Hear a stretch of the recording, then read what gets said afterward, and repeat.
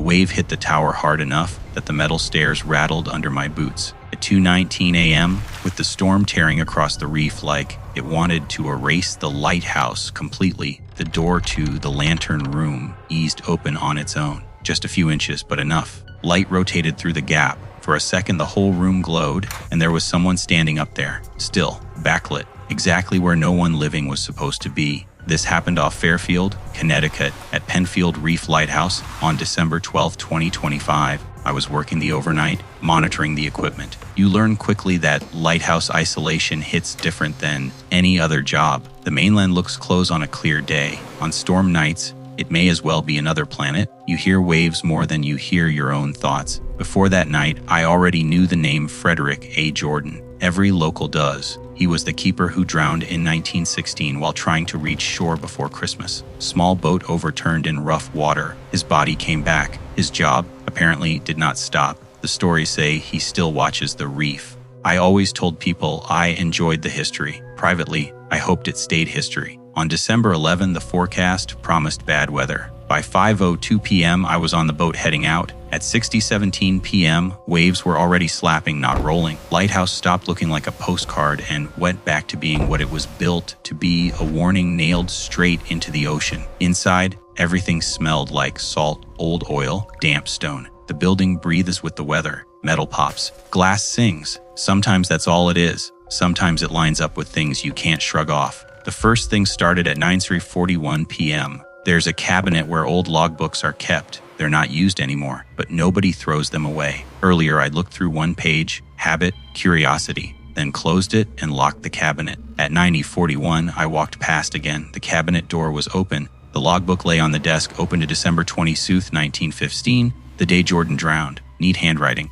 straight lines. His name sitting there like it had been waiting for someone to read it again. I checked myself before I blamed anything else. Maybe I didn't actually lock it. Maybe the door worked loose. Maybe memory lies. I put it away again, turned the key, tugged twice, said out loud, staying shut, because talking to empty rooms is easier than admitting they're not empty. By 11:18 p.m., the fog closed in like wet cotton. Visibility went down to almost nothing. The beam became a pale tunnel in the air. The stairs creaked with every shift of wind. Halfway up to the lantern room, I heard a single step above me. Wait, not noise. Like a boot adjusting position, I called out, standard protocol. No answer. When I reached the top, the room was empty. The door to the catwalk was latched. Nothing unusual, and yet the space felt occupied. The same way a chair does after someone stands up. At 12:32 a.m., the radio came alive with static. Not failure, just hissing bursts that rose and dropped like breath against glass. Then a word pushed through the noise, low and shaped like someone speaking underwater. Reef, then silence. My hand locked around the mic and stayed there longer than it needed to. I told myself it was bleed, through from a marine channel a half, caught weather update. That explanation lasted right up until 1:04 a.m. when the lights dipped and came back like someone had laid a firm hand on the generator and let go. I went downstairs. The cabinet door was open again. Same book, same page. Same name. The key was in my pocket. The tower doesn't have enough drafts to unlock old wood and arrange paper like that. Fear didn't come in loud. It arrived slow, like cold creeping through stone. A drop of seawater struck the page. Then another landed on my wrist. No leaks, no wet ceiling, just salt water like the ocean had climbed the tower and brought a memory with it. At 2:19 a.m., another wave slammed the base. I climbed back to the lantern, because if you don't keep doing your job, fear finishes you. The door was already open wide this time, like someone had walked through without bothering to shut it. The catwalk was a sheet of rain and light. Just beyond it, where the rocks break the water into white spray, someone stood at the edge of the beam, long coat flattened by wind, shoulders square, head turned toward the water, not toward me. One arm raised a little like he was steadying a lantern that wasn't there anymore. He didn't threaten, didn't move toward me, didn't do anything meant for me at all. He just watched the reef. The light passed, lit him full for half a rotation, and in that moment he was as real as any keeper alive. See, soaked, focused, utterly at work. Then the beam swung away, and he went with it, dissolving back into rain like the job mattered more than being seen. At 3:07 a.m., I made myself write the incident. Equipment fluctuation, audio anomaly, visual unknown. It looked small typed out like that. It didn't feel small. The old logbook still lay open, and the date looked louder than the storm. Dawn broke at 6:12 a.m. The water calmed with the kind of indifference that always bothers me, like it doesn't care what it almost took. I locked the cabinet again. This time the lock held. Before I left, I said one sentence without trying to sound brave. "We see it. We'll take care of it." A faint tap sounded above me. Just one step, like someone turning back to keep watch. I don't think Frederick Jordan stayed because he was angry. I don't think he stayed because he was lost. Some people wrap their whole life around a job until the job becomes the place they live. A reef doesn't stop being dangerous because the calendar changed. A keeper doesn't stop being a keeper because his body did. And on nights when the weather wants to erase the tower, that ghost story stops feeling like a story at all. It feels like staffing. Be near Penfield at night. Tell me if he was working.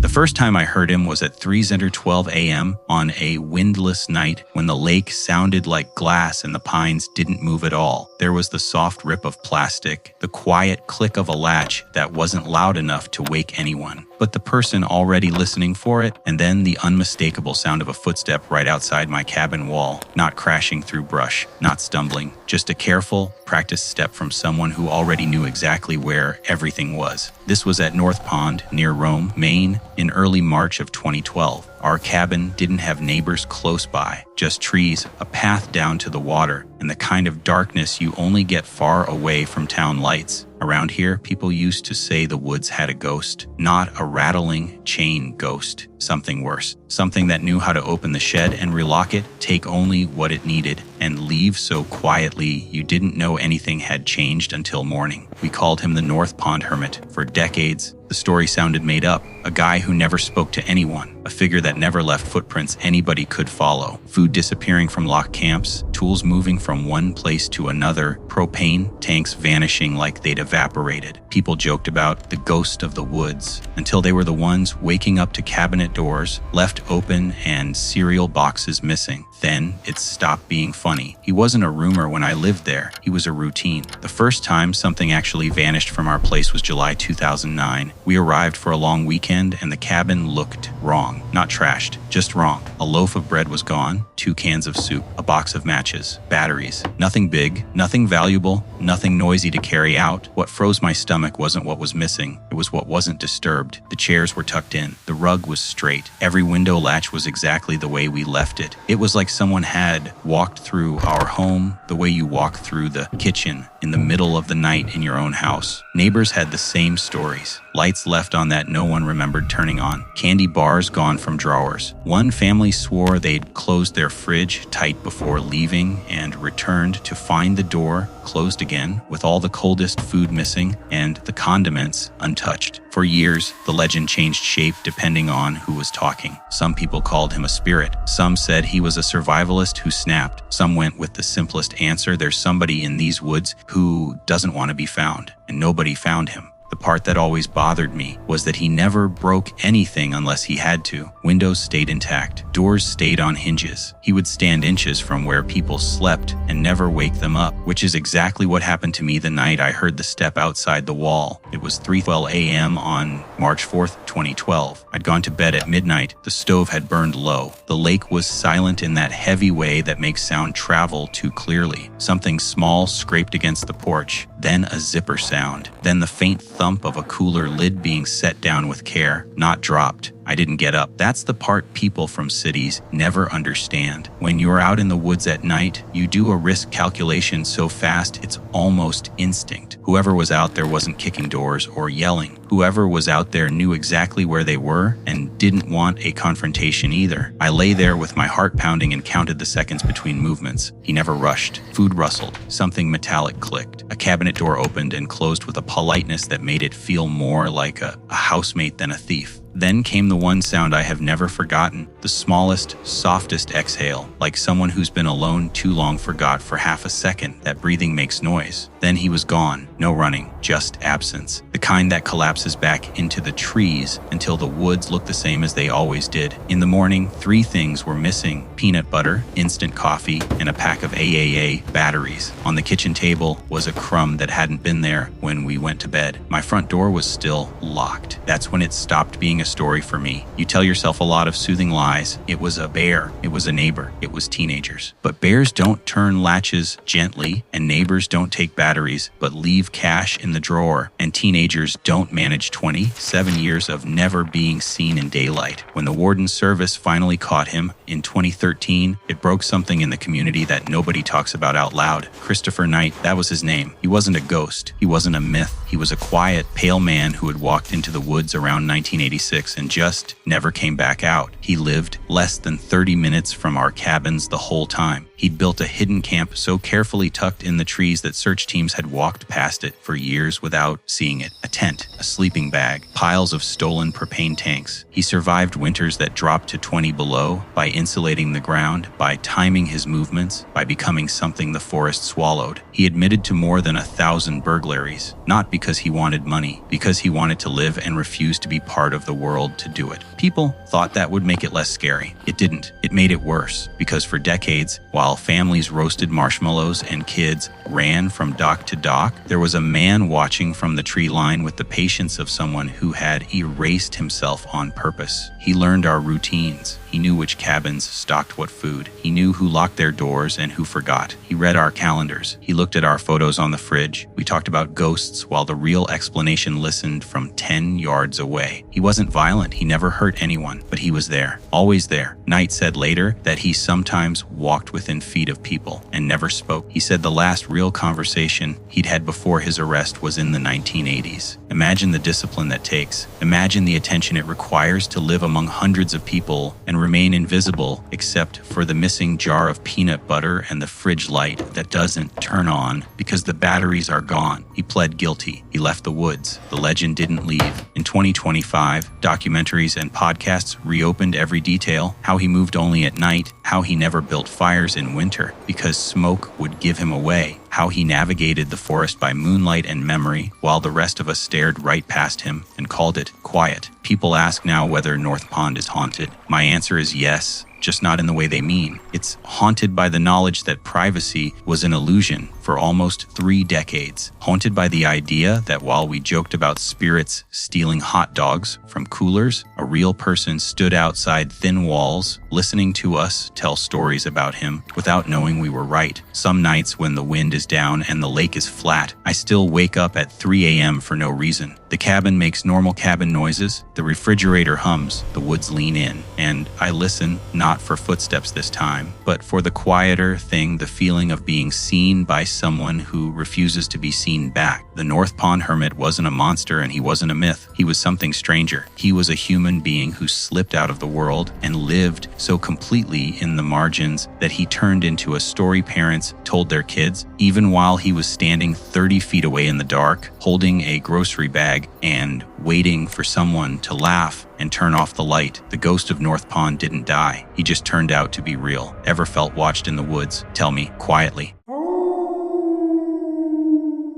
I used to think the red lady was just something they told freshmen, so nobody complained about the dorms being old. Every college has a ghost, right? You hear it during orientation week. Somebody screams on purpose, everybody laughs, and then you forget about it. I didn't forget because the building didn't forget me. This happened in October 2025 in Pratt Hall at Huntington College, 2nd floor, room 214. The first night anything happened wasn't stormy or dramatic. It was just late, the kind of late where the hallway lights hum and you start noticing every sound your room makes. At 3:02 a.m., everything stopped, not quieted down, stopped. The AC shut off. The mini fridge clicked off. The steady background noise of pipes went silent like somebody had unplugged the building. Then a thin red light slid under my door, not flashing like an alarm, not moving around like a phone. Just a steady red glow like brake lights through fog. I saw the shadow of bare feet through the gap under the door. The doorknob turned a little, not rattling, not forced. Familiar, like somebody who already knew how it worked. And a girl's voice said right at the door, please. Not threatening, just exhausted.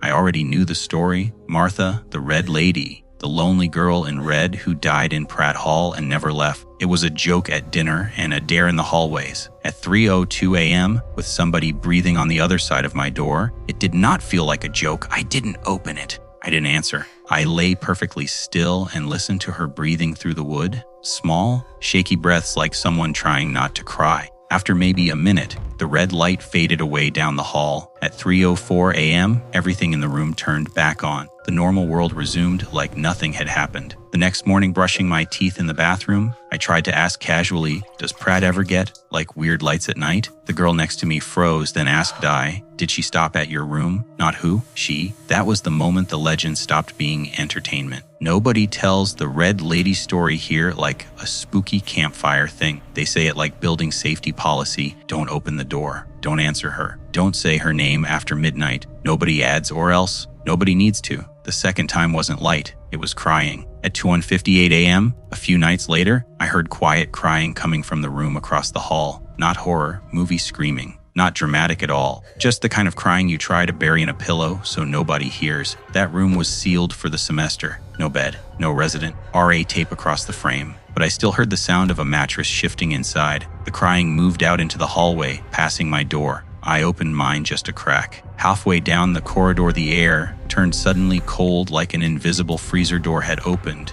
Not winter cold, appliance cold, wrong cold. Then red light appeared under the sealed room's door from inside. The next day, the RA checked the tape on the door, still sealed. She didn't laugh at me. She didn't try to explain it. She just said very quietly, "I know." That was worse than disbelief. After that, nights felt like waiting for something I didn't want to admit I believed in. Sometimes I'd snap awake suddenly like somebody had said my name. Sometimes I felt watched. Sometimes nothing happened at all, and that was somehow worse. The night everything crossed a line, she wasn't in the hallway anymore. She was behind me. I woke up a little after 3 to my mattress dipping slightly, like someone was sitting down on the edge of it carefully. My roommate wasn't there. The door was locked. None of that mattered because the weight was real. Warm breath touched the back of my neck, and a voice right by my ear whispered, "You heard me before?" I didn't roll over. My entire body knew not to. After a few seconds, the weight lifted. When I finally turned on the light, there were faint wet handprints on the blanket next to me. They soaked in while I watched. The next day I went to counseling. I didn't say haunted. I said stress, adjustment, sleep issues.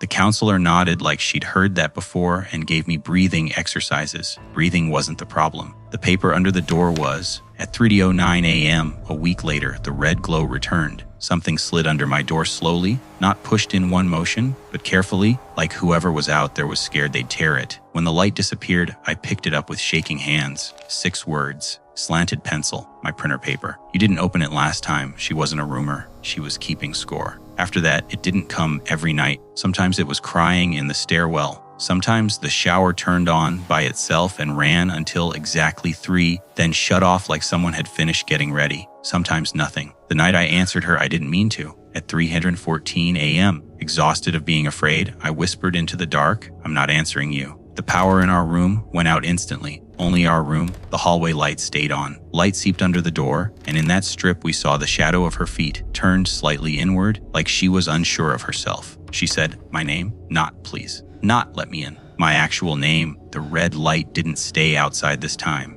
It crept inward across the floor, slow and patient, until it touched the foot of my bed and washed my hands in red. That's the moment stamped in my brain forever. The light wasn't a hallway thing anymore.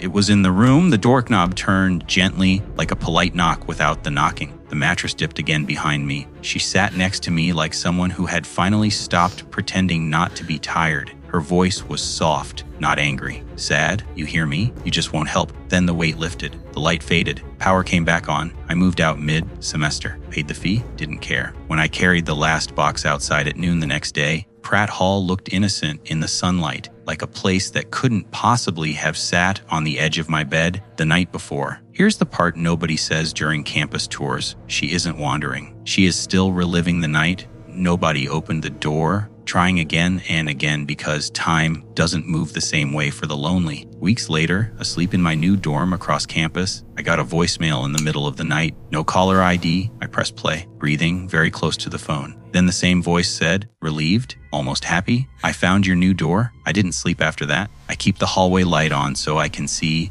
what color it turns if it ever happens again. You don't have to believe this, but if you live in Pratt Hall, don't laugh at the legend. The building hears you. Pratt Hall at 3 a.m. Did she learn your name too?